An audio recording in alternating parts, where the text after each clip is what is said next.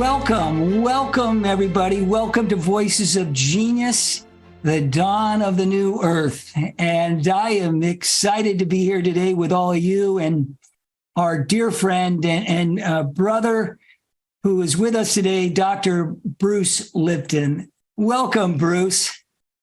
Oh, come on, Adam. I am so happy to be here with you because I know that your efforts are really out there to help us evolve and thrive into the future rather than struggle our life away. And I want to be with you because it's more fun that way than hitting your head against the wall. So thank you for this opportunity to be with you.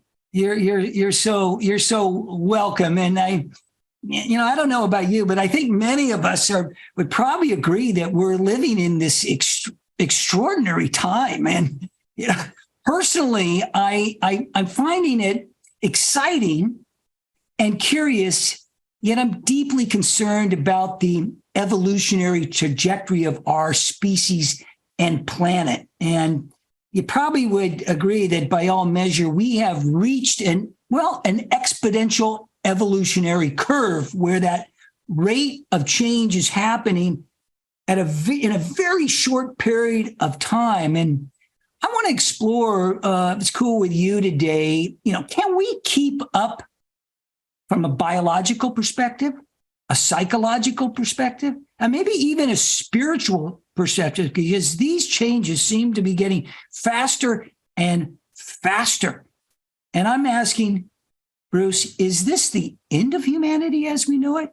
Or is it just the beginning of a new era? And today we get to focus on the latter, I hope. Yeah, I hope so, because to get a new era and a new beginning means we have to have an old ending and start again. Yeah. And there's a reason for this. It's very just simple, straight mathematics. It says that to sustain the world the way civilization lives today, collectively, the planet civilization requires 1.6 planet Earth to survive the way we are doing it. Well, the clear point is clear.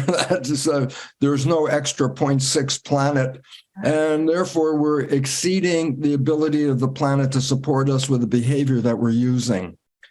Consequently, it says if we want to survive this situation, then we have to change our collective behavior and start learning to live more in harmony with ourselves and with the planet. And we've overstepped the boundary. As I said, we don't have an extra planet Earth to provide for us. So either we stop what we're doing or we will end what we're doing. The difference is if we stop, that's where we have that opportunity to say, well, let's start again with a different way of looking at it. And I'm so honored again because you and I have both been out there trying to help people, self-empower them to move through the chaos that is everywhere right now and understand who they really are, because collectively, we've been disempowered. And just to close this little sequence, I just want to say this, is that the most valid science on the planet today is quantum physics. I go, so what? I go, principle number one from 1927, principle number one is that consciousness is creating our life experiences. Well, that's been 100 years of quantum physics. And actually, in a recent issue of the journal Nature, which is the most prestigious scientific journal, there was an article by Richard Conn-Henry, a physicist from Johns Hopkins, the article entitled The Mental Universe. And I just love it because in the last sentence, the whole thing is all summed up.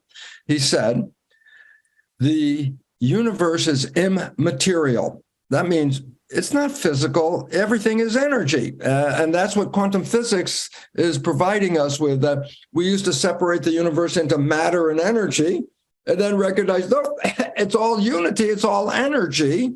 And so our experience of a physical world is an illusion. A quote from my favorite, Albert Einstein, reality is an illusion, albeit a persistent one, and basically saying that we have to recognize that all of this is energy and that consciousness is creating this. And our program has been to take away our conscious power and program us to believe that we are victims. And if that's what we believe, then we will manifest victim. And you and I have been on the fortunate side of going out in the world and saying, okay, wait, that was wrong. You are not victims. Just as quantum physics says, you are a creator. It's all mental and spiritual. That was the conclusion in the Nature article. And for me, as a scientist, when they put spirituality in a scientific article, it's like, whoa, we are going through something different. Because when I was in academia, you couldn't even use the word spiritual or consciousness to describe biology. It was all genes, and now that story's gone. So, yeah, what if we change our consciousness? What if we must change our consciousness, because the consciousness we're using is self-destructive. And we're facing that problem right now.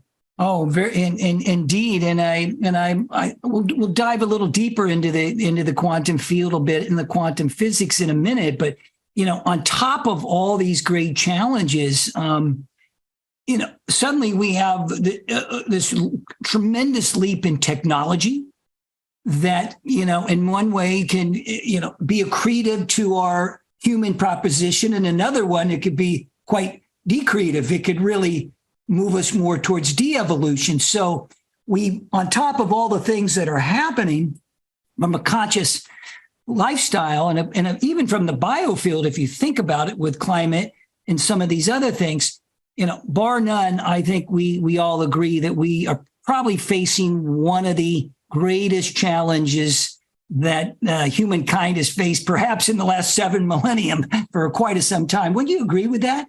100%, because it's human behavior is precipitating what science has called the sixth mass extinction of life. Well, by right way, if it's the sixth, then we have to say there were 5 previous mass extinctions. And I go, yeah, that was even before humans got here on this planet. The last mass extinction was 66 million years ago.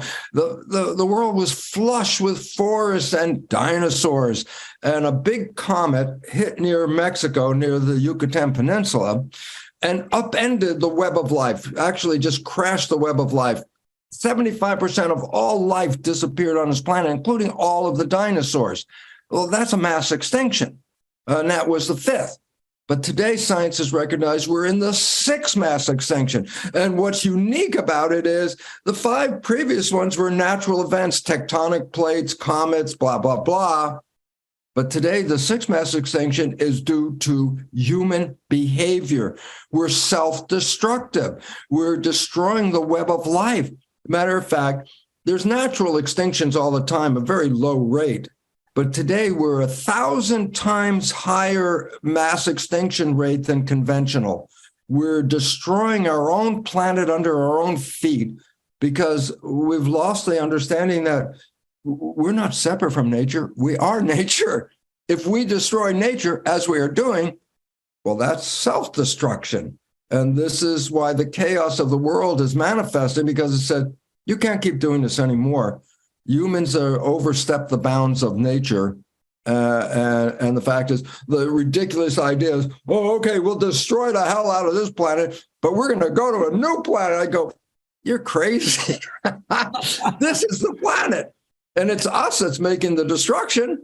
If we change, the garden returns again. Well, you're really, I get the energy force within you. The chi is moving fast and furious still. So God bless you and long live that, because, you're doing so much work, good work still in the area of conscious evolution. And, you recently put out a course on conscious evolution, and, I was able to check it out just a bit. And you inspired me to pick up an original copy of Conscious Evolution that our dear friend Barbara Marx Hubbard had given me when she finished rewriting for her 2nd edition. And it was really kind of amazing because it was full of her notes and her things that she crossed out. And I want to share with you just a couple little tidbits from here, and maybe we can. I'm very happy you're doing this because she was a great leader, right, in helping us evolve. And so I want to hear what you're going to offer. Well, I just kind of flipped in here, and I was particularly curious about what she was kind of crossing out and her little scribbles in here, and little barbarisms kind of thing. And I opened up, and she said conscious evolution in the first edition, 1998, by the way, 1998, 25 years ago. Conscious evolution presents a plan that can bring humanity across the dangerous threshold of possible self-destruction. And then when she redid this approximately 7 years ago, bless her soul, she died just 4 years ago, she wrote, conscious evolution offers a process of evolution, a process to cross this threshold. And I thought that was quite extraordinary. And then let me read one more.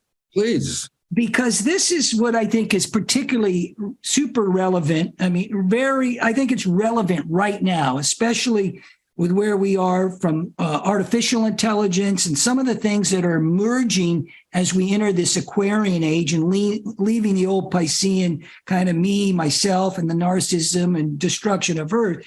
She wrote about in a chapter called A Spirit Motivated Plan. She wrote a piece around golden innovations.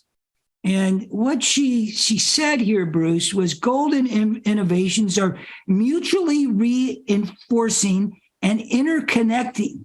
They foster intrinsic values by embodying greater cooperation, co-creativity, optimism, a tolerance for differences, a sense of reverence for life, and faith in the potential for all people. Wow, Barbara, right? That's the prescription behind telomere growth. All of those things she just said are things that enhance that vitality of ourselves. And this is the learning period. Are we going to learn this or are we going to lose it? And it's like, I sure as hell don't want to lose it because I'm finding I have two lives before I was spiritual, conventional genetics, molecules, DNA, blah, blah, blah. But once I understood spirituality, I started to recognize I have a completely different life experience. One of the most important things is this. Every organism is built in with something called the biological imperative. And what the hell is that? I say from the most primitive organism, bacteria on up, there is a drive to stay alive. In other words, if you want to kill a bacterium and you try to do something, the bacterium is not going to go, oh, okay, kill me. The bacterium is going to exercise everything in its capability to stay alive. It's driven to stay alive. I go from the most primitive to the most advanced. This biological imperative exists. It's nothing that we can find physiologically in a body. It's an energy of some form that keeps us to drive to stay alive. And the reality of that is fear is the thing that is foremost in our life because fear says, I am threatened. And if I'm threatened, then my life is threatened. And so our biological imperative is working like overtime with more fear. And I go, this biological imperative works 24/7. You're walking down the street. You don't realize it, but your subconscious mind is assessing everything on the street that could be threatening. What's in the shadow? What does that person look like? There's a scary thing here. It's working 24. At night, you're sleeping and a sound wakes you up and you're up. Why? Biological imperative, threat somewhere. So it's working like full time. When I understood the nature, which I didn't believe about spirituality, and recognized that I'm a broadcast playing through this body, that the body's like a television set, and we're watching the Bruce show on this TV right now. And when we watch a TV and it breaks, we say the TV is dead. And I go, yeah, it's not working anymore. But is the broadcast still there? And the answer, of course, the broadcast is still there. Get another TV, tune it to the station, and you're back on again. I go, oh my God. This is what we've been referring to as reincarnation. I say, yeah, the bodies come and go. Those are the TV set. We're not the TV. we're the broadcast. And I started to recognize that I can't die because I am, the TV can come and go, but me, I'm the energy field, and that doesn't disappear. So all of a sudden, the idea of death all of a sudden disappeared. And I go, but why it's so important? Because all of us around age 5 start to recognize that things die. First your pet goldfish, then your cat, then your dog, and then you start to fear, oh my God, my parents are going to die. And then you get really afraid because who's going to take care of me if my parents are dead? But then 2 years or so after that, you start to realize, wait a minute, I can die. And then all of a sudden it becomes very personal at that point, because then our biological imperative kicks in and starts to say, be afraid, be afraid. And we don't realize how much that biological imperative is holding us in that fear-based place. But the moment I recognized spirituality, I have to admit, that instant it happened. It was like, I didn't believe in spirituality. I saw the mechanism. I didn't go to church or anything. I saw a mechanism. And I said, oh my God, these are what are called self-receptors on a cell, and they're tuned to a vibrational field that's being picked up. And I said, I can't die. I'm not even in here. And at that moment, the fear of death disappeared. And I said, so what does that feel like? I said, it was an enlightening. I felt so light. I felt so free. I had so much extra energy. I said, where did all that come from? I said, you don't realize how much fear is in front of everything you are doing because you're afraid that something's going to affect you. And it works 24/7. I said, even when you're sleeping, you hear a noise, you'll be up in a second about it. I go, what if we lost the fear of death? What if we actually believed in spirituality, not just a devotional Sunday? Hey, today's Sunday. Let's talk spirit. Great. Okay, today's Monday. Let's get back to the job again. And I go, what if you really understood it? And I said, in my personal experience, I did understand it. I understood it not as a devotional belief. I saw it as a scientific mechanism. And I go, so what did it do? I said, I lost the fear. I said, and what was the consequence? I said, I have all this extra energy because I'm not walking behind a filter that's looking where problems are going to be seen. And I've changed my vision. And the result is I have a hell of a great life after owning that spirituality, not before, because I was caught up like everybody else. Oh, fear, somebody's going to kill me. I'm going to die. And now it's sort of like, I'm going to just enjoy as much as I possibly can. And the more I'm enjoying, the better and healthier my life has become. There's a good lesson there. It says, fear kills. And I go, you bet it does. And when you lose fear, your life is a profoundly different life experience. Totally. You're out here for the joy, not for the fear. That's totally, Bruce. And I want to riff on that a little bit more around this biological imperative and maybe a little context around quantum physics and in particular quantum phenomena. And roll with me for a second on this. If we think about this biological imperative in the impulse of fear, this reptilian brain, the sense of survival, this, of course, ultimately it's the fear of death. But if we think about it from, I'd just say, in a framing of quantum phenomena, where we have the 4 phenomena, first being duality, we're existing in this field, seen as in the physicality. And my God, we will die, and we are terrified of this idea of death, and that leads us to the second piece of that phenomena, which is the unknown. Oh my God, we don't know what's on the other side. We don't know what's transcendent of a physical world. And then all of a sudden, and I found this on my path, I begin to entangle my beliefs, my heart, my sense of soul. I tangled it in this field of spirit and connected to that which is greater than ourselves. And then the last piece of that phenomena, as you know, is the quantization, where everything becomes one, where we are in oneness and unity.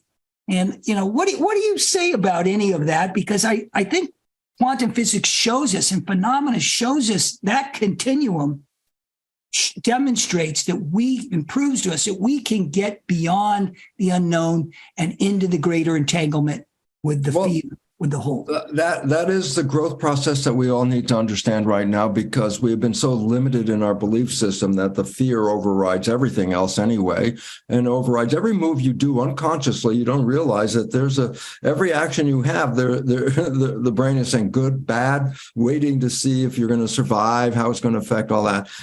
When you understand what quantum physics tells us, it tells us something that's very difficult for people just to get, because I can say it. I can say it real fast, and everybody goes, "Oh, that's nice." And I go, "No, it took me a while to take the quantum physics philosophy and say, wait, it's real. Let me use it." And I go, well, "What's the quantum physics philosophy?" And the answer is this: the material experience that we have out here, I see here's my background, New Zealand, all this stuff. I go, "Oh, it's physical." I go, that is an illusion, because what quantum physics revealed is if you take the atom apart, at first they just thought an atom was like a grain of sand. And in 1895, they said, oh, there's something inside. Oh, there are protons, neutrons, electrons, little solar system going on. And then they say, yeah, but what are those things made out of? So they take the proton or the electron, they take it apart, and they go, oh, there's a small little thing called quarks. I go, yeah, what are they made out of? And that's when the world changed, because they said, the finer, smaller particles aren't made out of matter. They're made out of energy. That everything is built up from energy, and it's an illusion of matter. Okay?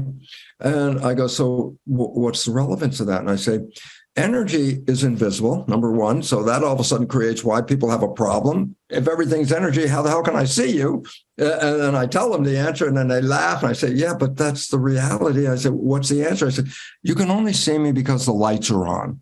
I go, what does that mean? I say, because photons of light from a source, be it the sun or a light bulb or wherever the photons are coming from, photons are light, like particles, light particles, not particles, but light particles that hit the surface of our energy. Underneath here, it's all energy.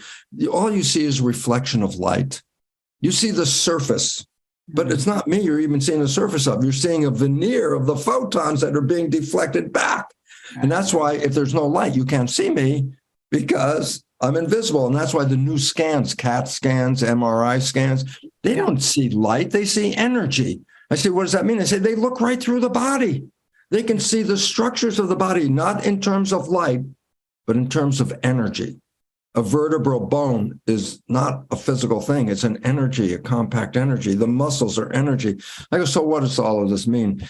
Well, energy is invisible. Energy is in waves. I go, so what? And I say, imagine a pond and it's raining. And every time a raindrop hits the water, the energy of the falling raindrop goes out into the water and makes ripples. That's the energy is a force. It's shaping the water into ripples. You don't see the energy, but you can see the shape of energy, because that's what's giving rise to the ripples. I go, so what? If you look in the rainstorm as it's going on the pond, there are no ripples that are not connected to all the other ripples. All ripples are interconnected. There's no border to it. So if you look at a video and you see all the ripples, and I say they're all connecting with each other, there's no one place in the pond where there's a set of ripples not connected to the other ripples. And I go, so why is this important? Energy are ripples. We're energy. Guess what? We're connected to everything else. There's nothing in the universe we're not connected to. Why? Because everything is energy. We're in a pond, and we are our own energy, and our own energy are ripples connected to every other energy. We're connected to the family. We're connected to the pets. We're connected to the environment we're in. You're connected to the material things you possess, which are energy as well.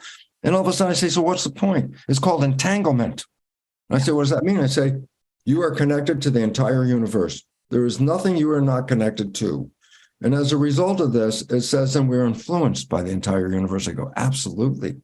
And is this new? And I go, well, only a couple of thousand years, the Asians have something called feng shui. And I go, what is it? Objects are energy. They knew that.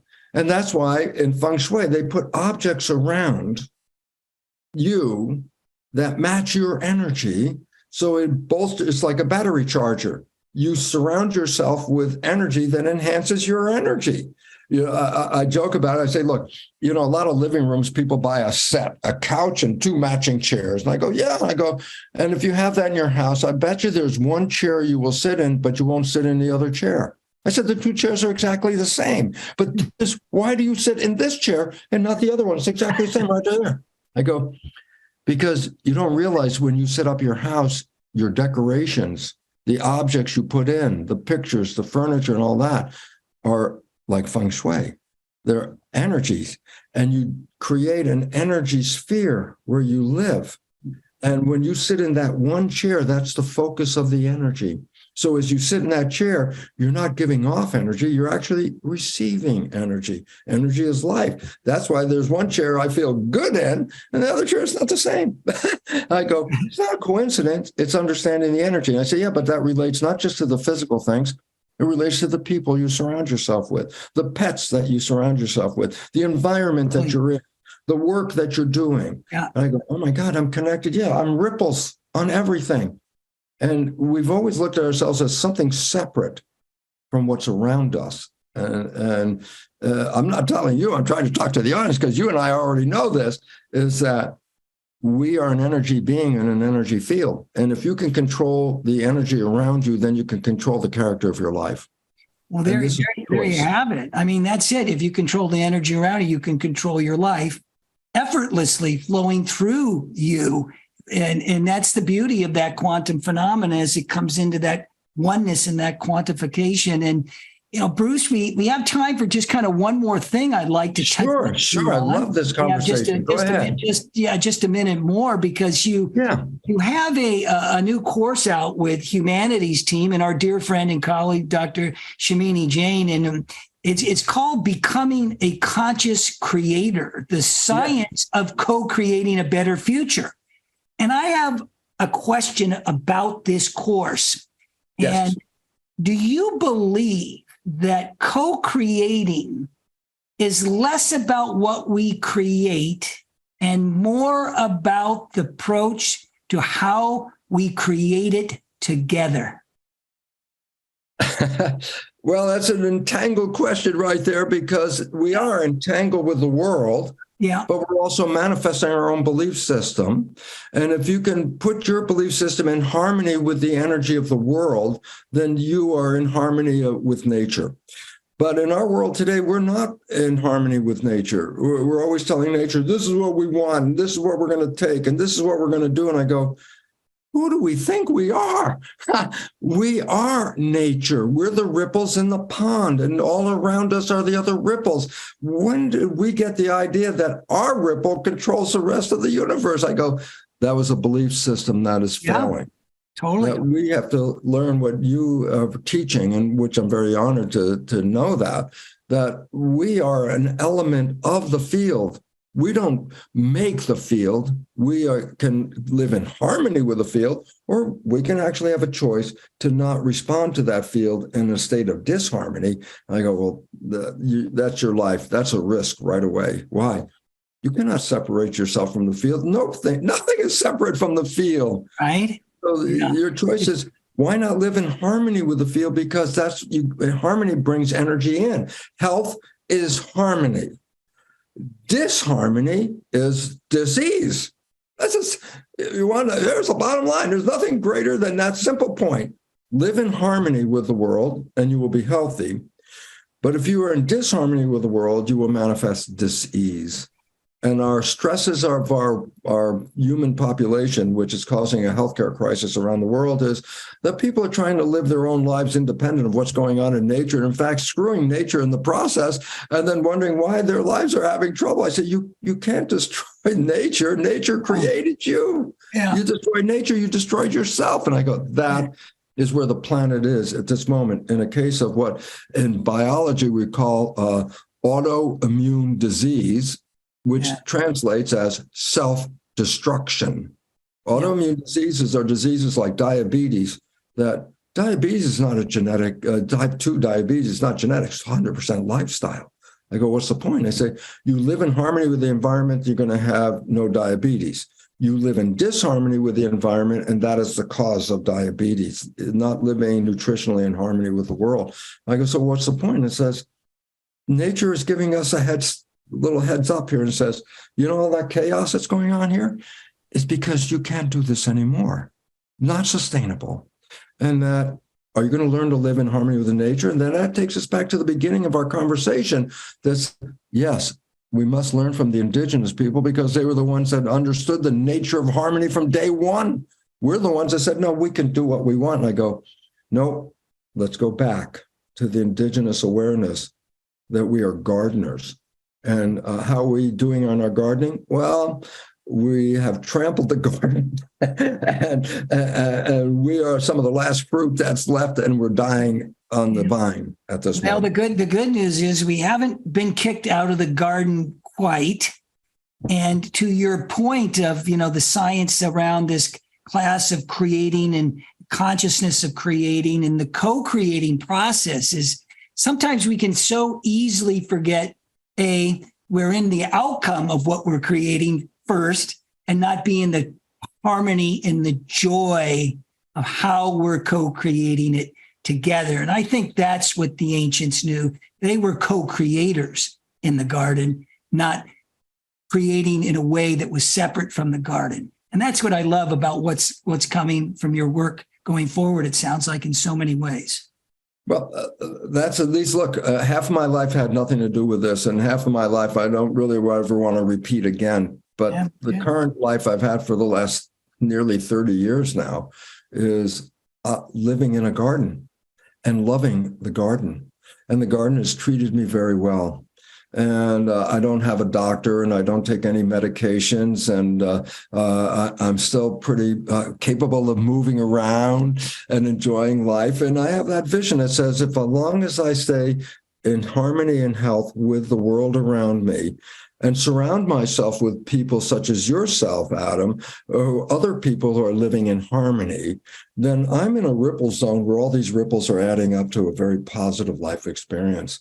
And try to avoid the ripples of those that are not living in harmony because they're taking away the character of our lives. And I think that's really, it's a choice. Who do you want to hang around with? I go, I want to hang around with the happy people. Absolutely. Well, I'm with you. And Bruce, thank you. I'm so appreciative that you're here, been here today, sharing and shining your light, your genius. You bring so much love to all the conversations that we get to share with you and smiles. And, it's great to be alive in this garden and to be in the magic of it all because, I believe that the wonder of our humanness is very much alive and the greater possibilities of our golden age, so to speak, is only getting better by the day. So thank you, and bless you, and so happy that you've come. Adam, thank you very much because you're part of the ripples I want to be around because your ripples enhance my vitality and my experience of life. And I realize how many people are following you because of the exact same reason. And I honor you for that because together maybe we can smooth out the rough ripples and create a wonderful ride for the rest of us. Oh, thank you, dear brother. And I have one last question for you. Yeah. What is your cure for terminal seriousness? Laugh as much as you can. Enjoy the pleasures of life as much as you can, because you don't get extra credit by saying, well, I had a bunch of crummy days here. And I go, well, I'm sorry, you don't get any extra credit. You lost those days. So the best thing is to wake up every day and look forward to who knows what's going to happen? I have no idea what's going to happen, but I wake up with, I'm still here, and I could take advantage of that opportunity, and that's the joy that says, boy, when I wake up, I got another day. I have another day here. A lot of people wake up and go, oh no, it's Monday. I got to go to work. I go, that's a bad start. What if you wake up and say, oh my God, another day for love? Let's do it. Right. Well, there you have it, folks. There's a cure for terminal seriousness. Of course, happiness, but newness of every day, the great breath of life, the magic that we see in this garden we share. Thank you again, Bruce. And I look forward to seeing you and being with you soon. I so appreciate you so much, Adam. And I really appreciate our audience because these are people seeking how can they have a better life? And I say, what you're offering is empowerment. And I'm so happy because that's what the world really needs more than anything else, personal empowerment. So thank you for giving me an opportunity to talk about that as well. You're welcome. Blessings, dear brother. Be well. Thank you so much.